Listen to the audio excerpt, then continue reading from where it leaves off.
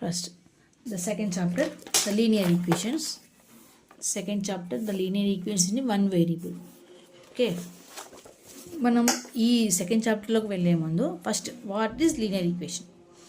The linear equation is an algebraic equation wear each term as an exponent of one graphically or linearly.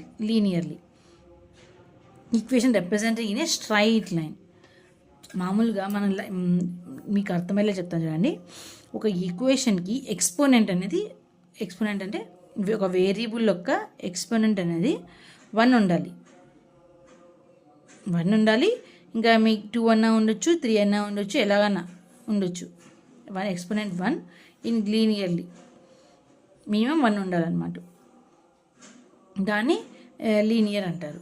Linear equation అంటే equal to zero అంటే LHS equal to RHS అవ్వాలి.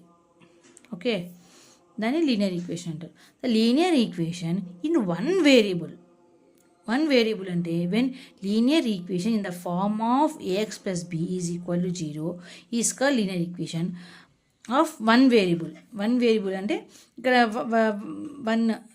ఇంకా వేరియబుల్కి power అనేది only 1 ఉండాలి. ఇంకా 2, 3 అట్లా ఉండకూడదు.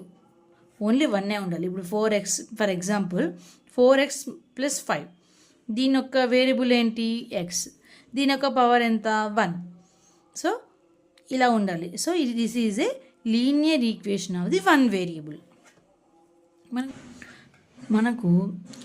మనం ముందు ఆల్జీబ్రాయిక్ ఎక్స్ప్రెషన్స్ అని అలా వేరేగా చదువుకున్నాం కదా.